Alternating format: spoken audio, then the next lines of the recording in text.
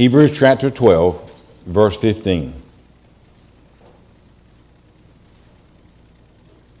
He said, we should be looking diligently, lest any man fail of the grace of God, lest any root of bitterness springing up trouble you, and therefore many people be defiled. Father, thank you today for another opportunity to gather in your house to worship in your name. Every one of us in this building this morning should be privileged and know it, that you've invited us into your presence one more time. Help us to honor you today by giving you our best, whether we're listening or whether we're sharing, and let your word speak to us. I thank you for all you've done, for your love and for your mercy. And we just pray it this morning. Amen. I'm going to continue this morning on our series concerning bitterness. I don't want to go over everything that we did last week. We shared then out of the book of Genesis, and we were talking about Joseph and his life and how he was hurt so bad and how he tried to overcome it. Then Paul now speaks a word to us. And he's telling us now that we should look diligently. That's not just a careless glance. This is for us to seek out our hearts, look diligently, to make sure that everything in here is right according to God's word, not according to what you think or what your neighbor thinks or what your preacher thinks. According to what God's word, look diligently in your heart, lest any man would fail of the grace of God. God's grace is there for us. And as long as we receive it and accept it, we'll be strong. But whenever we begin to move away, we can go against God's grace. And he says, look diligently in your heart and make sure your heart's right, so your grace won't fail you. Lest any root of bitterness springing up trouble you, and thereby many people be defiled. Or lest a root of bitterness spring up in you.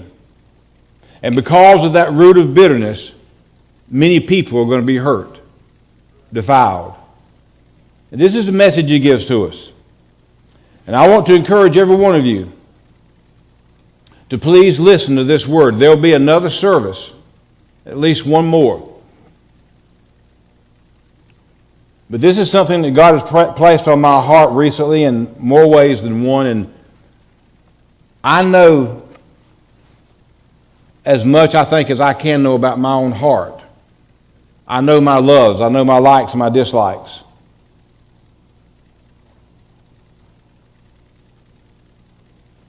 And I want to be able to stand before you this morning and tell you that I harbor no ill will towards anyone. I love all of you. And not just you here, but all people in my life. And it's my prayer that there be no bitterness in me whatsoever. But that is something that you don't just wish for. It's something you guard against. He said, look diligently in your heart, lest a root of bitterness spring up out of nowhere and hurt you and other people. A root of bitterness. We were sitting on the balcony yesterday, me and the boys, and we were looking at the plants out by the pond. And I was telling them about a crepe myrtle I have out there. I got 3 of them. And one of them is near my flags. It grows. And when it grows so tall, when my flags wave, it hits that bush. And constantly hits it and then begins to tear the flag and mess my flag up.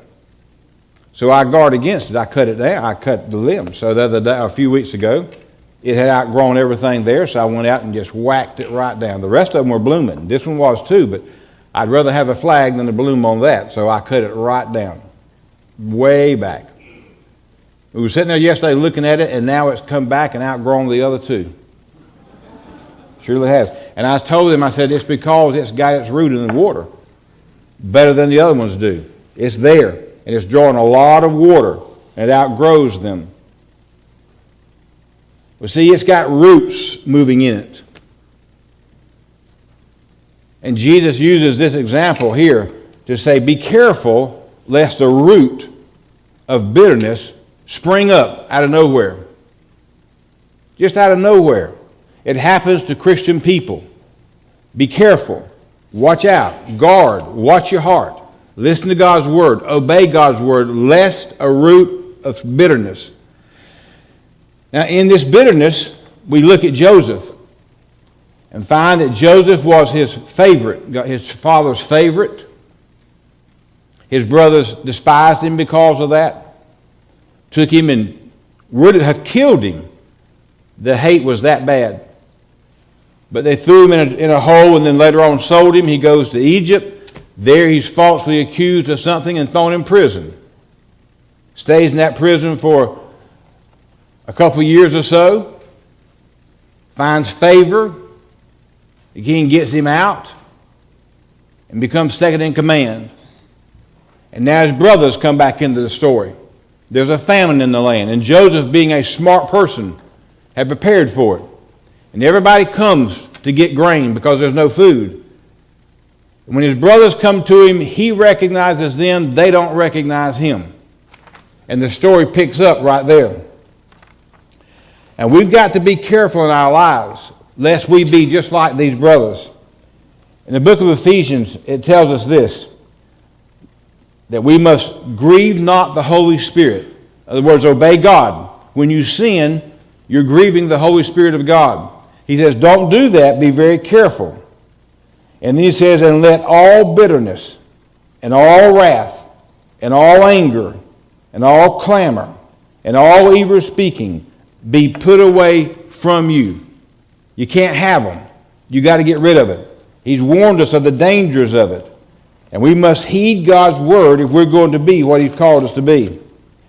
And in this case, Joseph's brothers come before him. For all these years, according to God's word, they've never sought forgiveness. They've never done anything except live with bitterness. They hated their brother.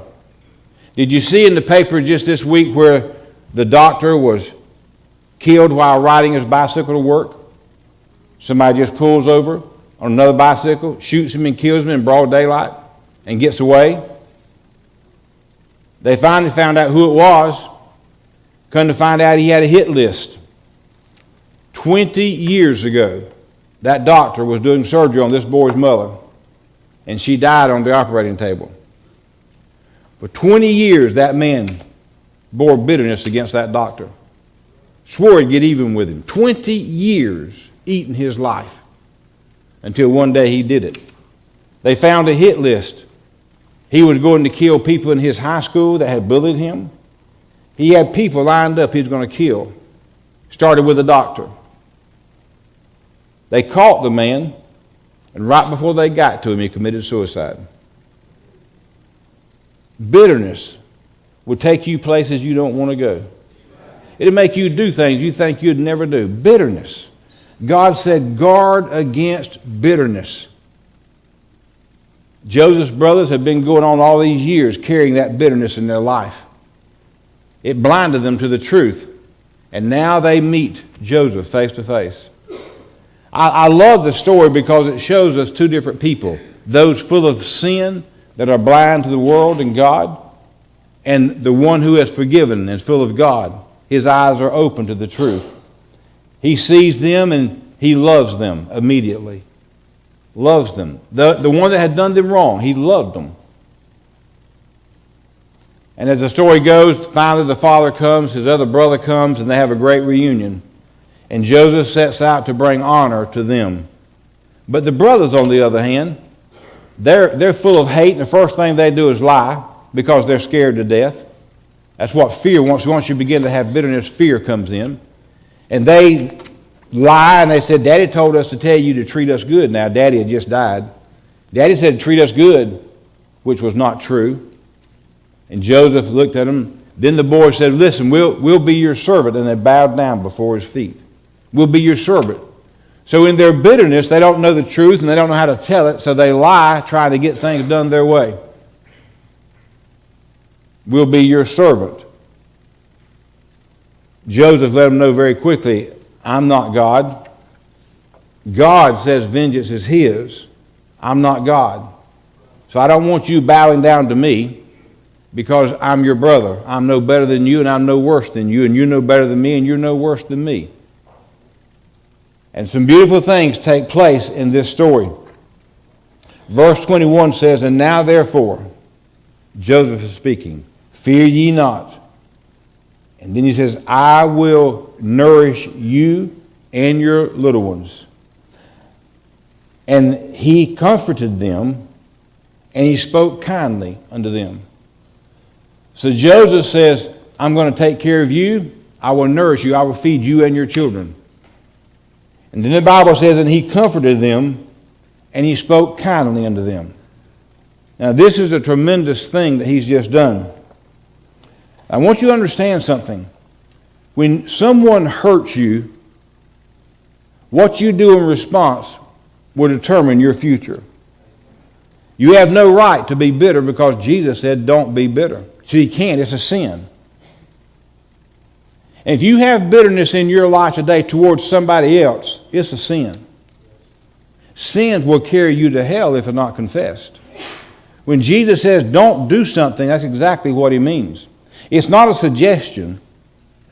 He said be very careful lest the root of bitterness spring up in you.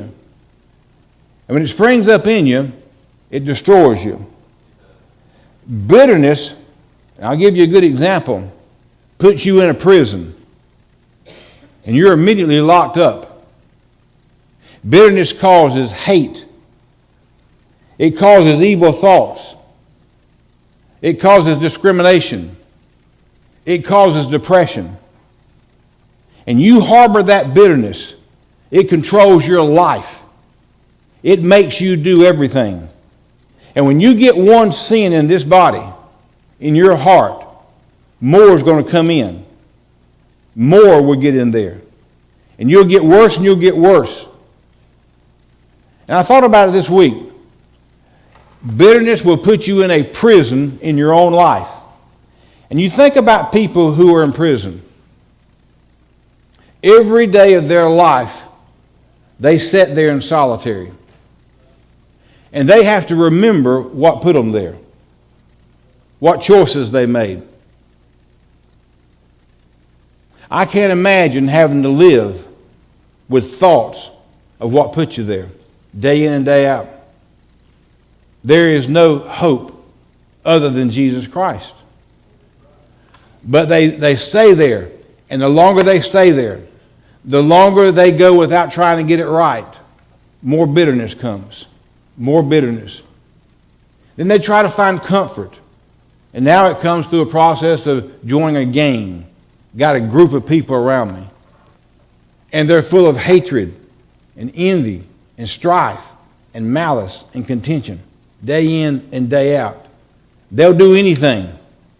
Anything. It makes no difference. To survive, they call it. Bitterness. That's exactly what it does to me and you as Christians. It puts us in a place where every day of our life we have to think about it. Every day something reminds us of what they did to us. And we try to justify it by getting other people to join in with us. And we talk to them and we tell them how we were hurt and what people did to us. We're trying to get a gang around us. We find security in a gang, in a group that has compassion and feels good for us. And we find ourselves getting more bitter every single day of our lives. Things just aren't right. I read a story where a young man had lived a good life. He was a happy man, free, good-natured, everything about him, a healthy person. He said finally his parents died. And when they did, his parents had left a will. And he had a sister. And in that will, the family gave the sister things that the boy wanted. He got very upset about it, got very bitter about it. And he began to lash out at her. And he began to have bad thoughts about his parents and how he was done wrong. And it began to harbor, this bitterness began to grow in him. And they said in that story that all of a sudden his health wasn't all that good. His blood pressure went up, his cholesterol began to get higher. He sort of went into a form of depression, and they said in 6 months he died a horrible death. You can say that's a rare case. You say whatever you want to. Bitterness will kill you. It will kill you spiritually, and I'll guarantee you it will kill you physically. I read a stat just this week that a doctor in a mental hospital said 90% of these people could walk out of this room today if they could get the bitterness out of their lives. See, it destroys you. It puts you in that prison. You don't know what to do with it. It shames you. We've got to learn that these things are wrong in the sight of God. And when things that's in our heart and our lives don't please God, we're troubled on the inside. We know not to do wrong, but we do it anyway.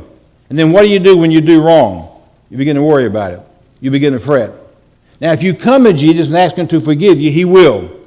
And there are a lot of people in prison today that have done that very thing. They've come to Jesus in there.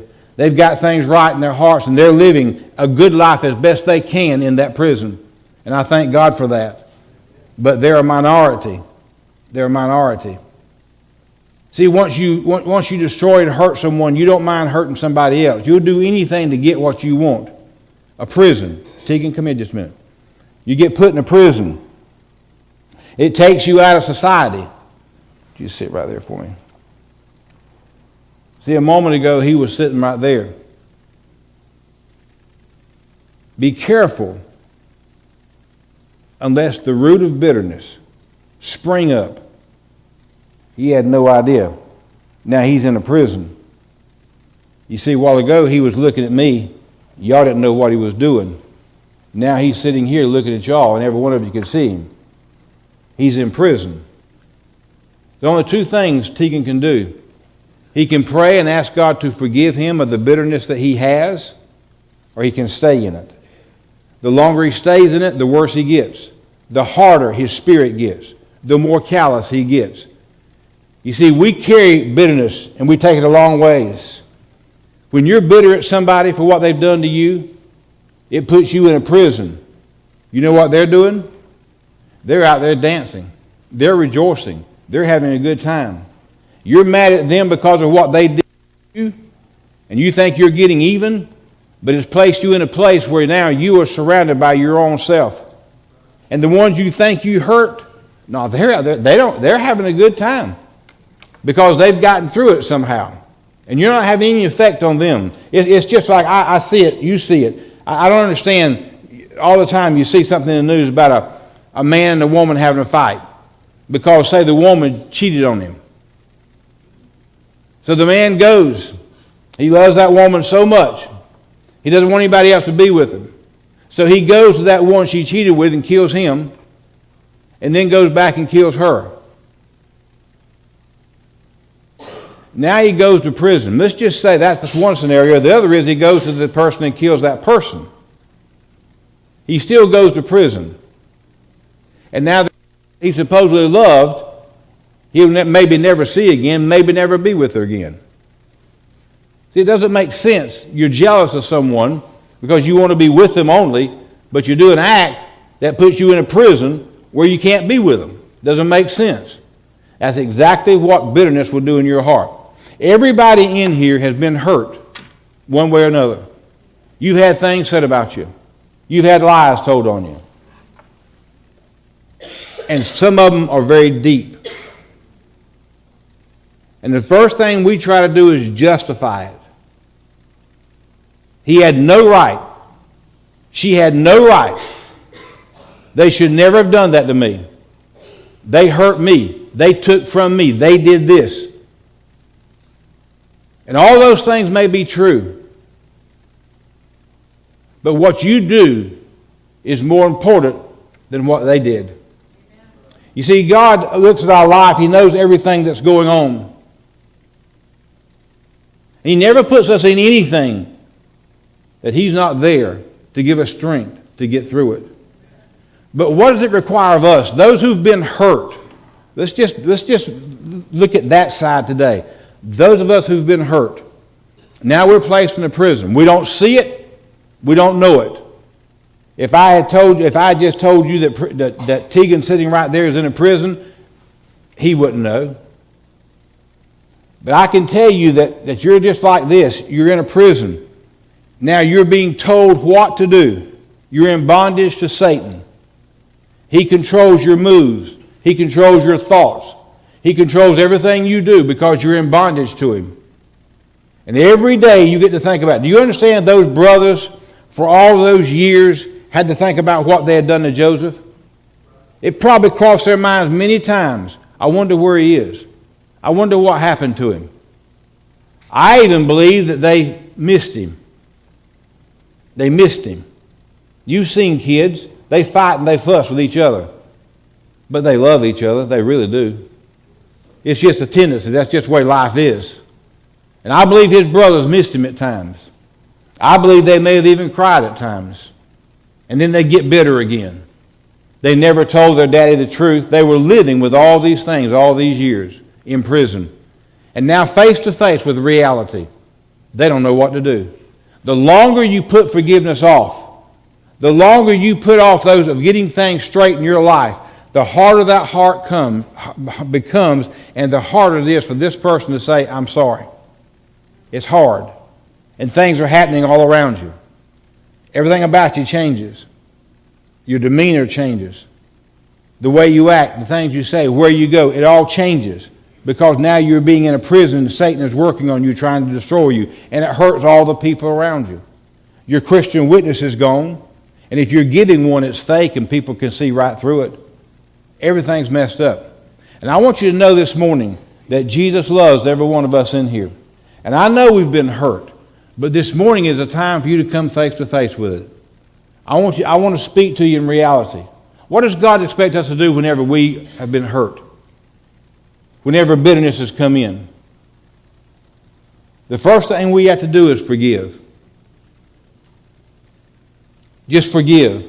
Yeah, but you don't know. No, it has nothing to do with it. I know.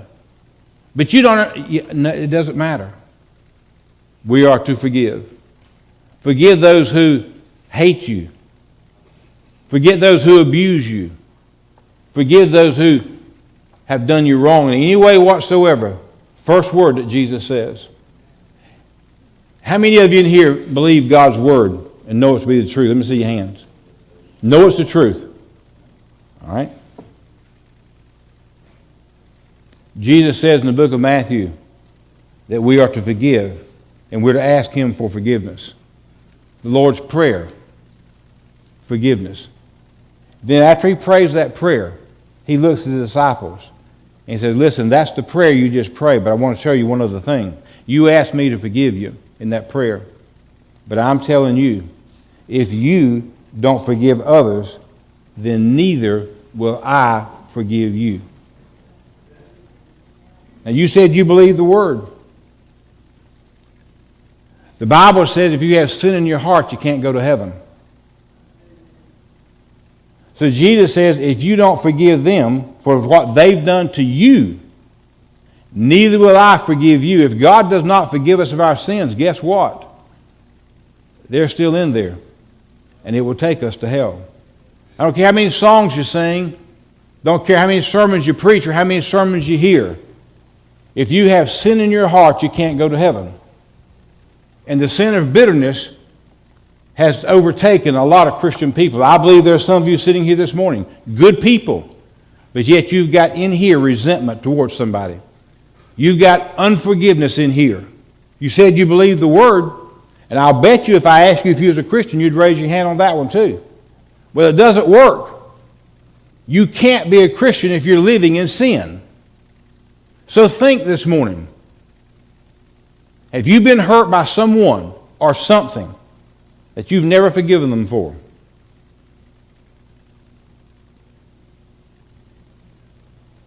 Doesn't matter how minor it was, doesn't matter how great it was. It's a simple question. Have you been hurt? Now the next question is, have you forgiven them?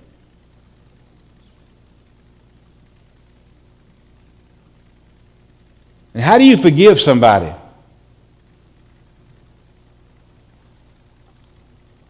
You ask your Father first to forgive you. Father, forgive me because I harbored hatred against them. Forgive me because I held on to bitterness and let it control me. And then the next thing you're going to need to do is go to that person and say, I want you to forgive me. I want you to forgive me. Well, I can't do that. Then you haven't forgiven them. You see, once you forgive them and you ask God to forgive you, God comes back into your heart. All of a sudden you have a holy boldness to do things that's impossible. You'll want to go back and tell them you forgive, but that is part of getting you out of this prison. How's Tegan ever going to get back to his seat? The only way he can get back to his seat is for him to ask God for forgiveness and for him to forgive that person that did something to him. He's got to get out of that prison. You got to unlock that door. And forgiveness is the key to unlocking the door of the prison that you're in when you have bitterness. Yeah, but I didn't do anything. Yes, you did.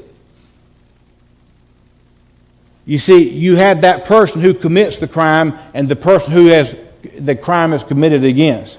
And you're as that one, you've got to learn to be able to say, I'm sorry.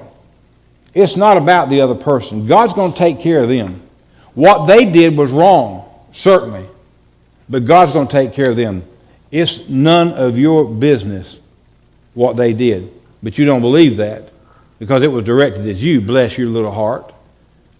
No, it's none of your business because the moment you make what they do your business, you're going to let bitterness come in here. He said, be careful lest a root spring up just all of a sudden. You've got to walk around with forgiveness. Go back to your seat. You've got to walk around with forgiveness in your heart because every one of us are going to be hurt. Some of you are carrying hurts right now and you need to get rid of them. I read the story of a lady. She was 92 years old. At an early age, she was at home with her sister, and her sister had a little bit of money. It was $1. And the girl wanted a pair of shoes. Now you can figure out how long ago this was. The shoes cost $1. She asked her sister to give me $1 so I could go buy those shoes, and her sister wouldn't do it. The woman got mad at her sister. Bitterness creeped into her heart. And for 50 years, she carried that bitterness. They said she had told others about what her sister had done so many times that she had it down to a perfect science. And everybody that would come into her life, she would tell them what her sister did. She wouldn't give me that $1, just $1, to buy me a pair of shoes. I needed those shoes. 50 years she carried a grudge. Now you say you'd never do that. And I'll tell you, if you ever get a grudge in your heart, any of it, any bitterness, and don't ask God to forgive you, you're still carrying it. It's still there. And it's hidden somewhere in that heart, and I'll guarantee you it's coming up at the right moment. You're going to see that person. You're going to hear something about that person. You're going to carry it in your heart. What are you going to do with it? What are you going to do with it? And God said we've got to learn to get rid of it. The key is never let it come in, but if it comes in, you got to deal with it. I also read this week, and I don't believe it. I don't know. I can't tell you it's true. Talk to an expert. But I read this week that a rattlesnake, if you make that rattlesnake mad enough, and that rattlesnake gets hurt enough with this, and he can't do anything about it, that he will literally bite himself. Now, I don't know if that's true or not, but he'll bite himself. That's what bitterness does to us. You carry it long enough, it'll bite you. It's going to mess you up. Not about what the other person done. It's just going to mess you up. That wound that you have, that bitterness that you have in your heart and your life, it's just like having a sore. And when you have a sore, if you don't treat it, it'll get out of hand. So we put medicine on it, and we do this and we do that, trying to get that sore healed. But there are a lot of sores that get out. They just get worse and worse and worse. And today we have what they call wound care hospitals. And they specialize in wounds that won't heal. And we've had several in this church have to go to wound care. And they'll put you in that hospital, and they're there to do nothing but treat that wound to see if they can get it healed. And it's amazing what those hospitals can do. But that's what happens to you and I as a Christian. When we get wounded by our choice of carrying bitterness, if we don't deal with that wound, it gets bigger and bigger and bigger. It grows in us. And we don't know what to do with it. It becomes more uncomfortable and more uncomfortable, and we get worse and worse and worse. And we need to go to a wound care hospital. And that is Jesus Christ himself. We need to get to God in a special way. And it's not going to happen by you sitting back there and just throwing up a prayer, oh God, I want you to help me get rid of this business. No. They're ingrown. And when you get serious about what's going on in your life and your heart, you need to seriously find a place and bow before God and stay there until you pray through. Now, I know if you carry things around your heart today, you don't really believe or accept the fact that they're messing you up. I understand that. And you can tell me this. You can say, look, I've tried to forgive them. I really have. But I have a hard time with it because I can't forget it. But God never said anywhere in his word that we are to forget sins. It is impossible for me and you to forget sin. If Ricky was to hurt me, and I tell Ricky, I forgive you, that doesn't mean I forget it. It's just not going to happen. But I have a choice to make. My choice is I can remember how he hurt me, or I can remember that I forgave him for hurting me. It's my choice. And true repentance will cause me to love him in ways that I've never loved him before. It will cause me to go to him and do things to him that I wouldn't have ordinarily done, because I have found in my life that he helped me get out of prison. Because he let me come to him, and I gave him my heart and my life, and I said, I forgive you. Joseph said to his brothers, I will nourish you and your children. See, he put them at ease. I have forgiven you guys. Don't worry about what being my servant. I have forgiven you. Joseph was the one that was hurt. But look what he does. He is the one that says, I forgive you. I'm going to take care of your family. Take care of you, and right on down the line. Don't worry about it. I got them. And then it says, and he comforted them. I believe that's Joseph going to each one of his brothers and just hugging them. And said, I want you to know I love you. I want you to know I forgive you. I want you to know I'm glad to see you again. And Joseph began to take care of them and do for them. He was the one that was hurt. But release out of prison comes whenever he goes and he restores unto them a relationship. It also helps them to be able to receive it. You see, Ricky hurt me. And now if I live an act of forgiveness, Ricky's still got a problem because he hurt me. And the devil eats him with it every day. Ricky's in a prison and he doesn't know what to do. The brothers didn't know what to do. They lied about it. Then they said, we'll be your servants. They were trying to find a relief, but they didn't know how to get it because you can't get it physically. It has to be a spiritual thing. But Ricky doesn't know what to do. So when I forgive him and I go to him and I say, Ricky, I love you. I'm going to take care of you. I'm going to do everything I can because I want you to know I do love you in God. Then all of a sudden it makes it easier for Ricky to be able to say, I'm sorry. It makes it easier for him because I've shown him something that he didn't have. I've shown him something that he can't understand because I'm the one he hurt, yet I'm the one asking for forgiveness. So I'll make a way for him to come back to Jesus. What a thought. Joseph opened a door for every one of his brothers to get out of prison. He had the key to it. And he's trying to tell his brothers, if you'll just do this, it'll unlock that door for you and let them out. Today, I believe there are some of us that need that very thing. We got wounds that are so deep and hurting so bad, we need to get rid of them. We got things that's going on in our lives and we don't understand why. I'm always discouraged. I'm always upset. I'm always this. I'm always that. All these things going on. And we don't understand why. And we try to fix it. You get upset about what's going on in your life, so you try to buy new clothes. See if that'll make you feel better. You go fix your hair. Do it different. See if that'll make you feel better. Guys go buy a gun. See if that'll make us feel better. We'd only kill one deer at a time, and we got 30 guns to do it because we're always buying a new one. You see? We go out and buy toys, try to make us feel better. We do all these things, not realizing that we're doing what Joseph's brothers did. They lied about it. Then they said, I'll be your slave. They were trying to find ways to fix it physically. You can't do it. There's not enough guns to take bitterness out of your heart. Not enough. There's not enough hairdos for you ladies to take bitterness out of your heart.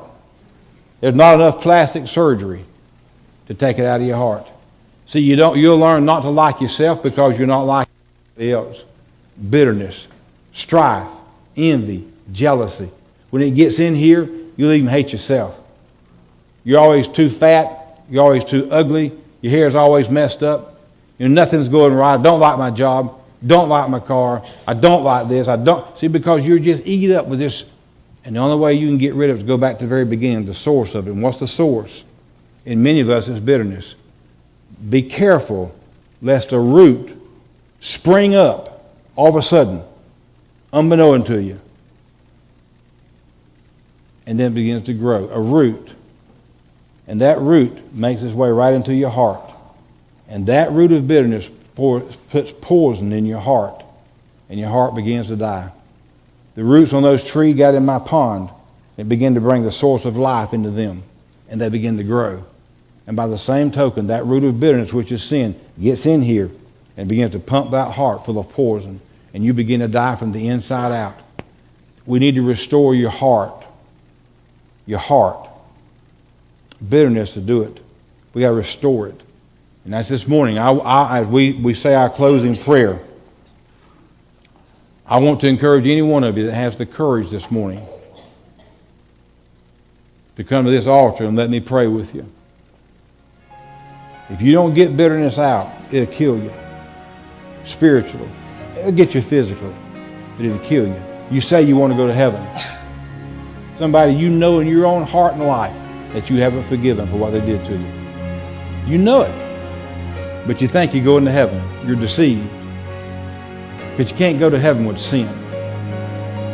God's grace, as good as it is, does not cover a sin that you willfully live in. It won't cover that. When we mess up and we try to get it right, God's there with His grace. But when we choose to live in sin, His grace doesn't cover that. And don't you think it does? You have to come and get that straight. Get it out. And you only do that by acknowledging you have it. Then finding a place and sincerely, diligently seek God's forgiveness. You can do that this morning, church. And I know when I started this message a couple of weeks ago, started studying for it, I could see some of your faces. I've heard you talk. I know about the hatred that's within you. Yet you still come here and act like nothing's wrong. And I love you enough that I try to tell you the truth so you'll get it right. I don't want anybody to go to hell. Nobody.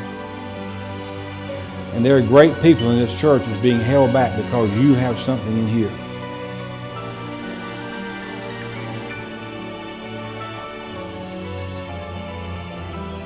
No better time to get it out than now. A few years ago, many years ago, I said something to my younger brother, Greg. I said it out of haste because I had some envy in me. I should never have said it. We just passed it off. For several years, that thing ate my heart out. I knew it was wrong. I knew I should never have said it to him. Now I'm trying to live like a Christian. But every day it ate my heart out. One day we had I don't even know what it was now, but we had something down at the fellowship hall. And Greg and Sharon was there. And we were just acting like nothing had happened. Every time I look at Greg, I remember what I said. To this day, I know what I said. I know where I was. I know what he said. I know it. So I went over to him. I said, Greg, I want to talk to you a minute. I took him back in the kitchen, leaned up against that old gas stove. I said, Greg, I want to tell you something. And I apologized to him. Now, he acted like he didn't even remember it, and he may not have. But I said, I'm really sorry for what I said. And he forgave me. It was just a small thing. It really was. But God's Spirit told me it was wrong. I'm free of that now. Praise God, I'm free of it. I can live again. But I got to be careful lest that root spring back up in me again. Of some other way. Saying something to somebody, striking out at somebody, hurting somebody, or receiving hurt when you don't have to. Today is a chance for some of you to say, I'm sorry. And I know that Satan is working hard on some of you this morning. And I just encourage you. Don't walk out of here with bitterness.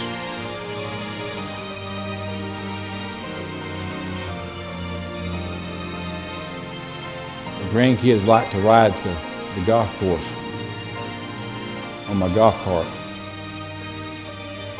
And the other day they were at the house and Tegan wanted to go to the golf course. He kept saying, let's ride to the golf course, Papa, let's ride to the golf course. And we couldn't do it because the rain clouds were coming in. But I heard him in the house. He was sitting on the bed. And he said, Tegan, you want to go to the golf course? This may be our last chance. You want to go?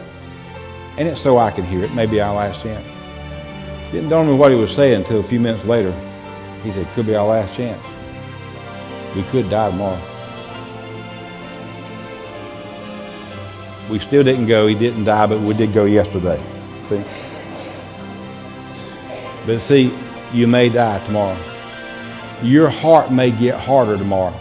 The longer you put it off, the worse it gets.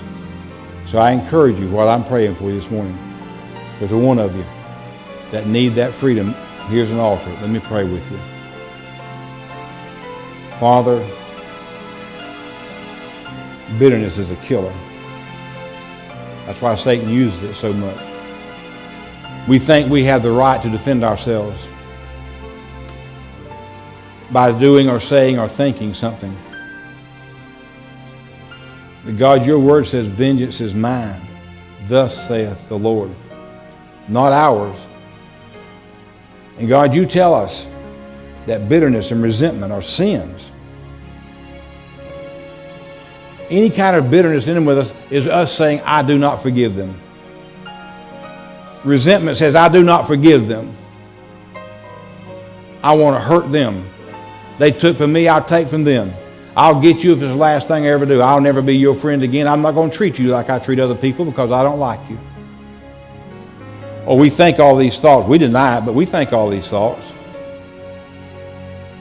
Lord, there are people right here in this church that hurt one another. I know it. They won't speak to one another. Won't sit with one another. And would never say, I love you. God, it's a sin. It's a sin. And God, your word says if we don't forgive others, you'll not forgive us. And that just means, God, that sin's going to take us to hell. When we're going to wake up and realize it? When we're going to wake up? In hell? Is that when we're going to realize it? Prisoners stay in prison every day thinking about what put them there. God, there are going to be some good people in hell thinking every day, if I had just gone, if I had just told them I'm sorry, if I had just repented, if I had just listened to the sermon and done it. Is that what it's going to take one day we wake up in hell? God, help us all to get sick of living in this prison that we're in. Always bitter, always hollering at people, always jerking things about. Never happy, never content. Not knowing why. The truth is bitterness, resentment. Now, Lord, I pray for everybody that comes this morning that you'll forgive them. And I pray for those who are going to walk out of here because God, Satan, is waiting right outside that door. And he will jump right back on them and their hearts are going to be made harder. And the harder our heart is, the harder it is to come back to you to say, I'm sorry. What a wonderful opportunity and a wonderful chance today. I love you, Lord, and I trust your Spirit. Church, you listen to God's Spirit this morning. I'm begging you. Please don't quench the Spirit again. If you got to go, and there are more important things, then you go ahead. But do it quietly, and let anyone that's come today seek God.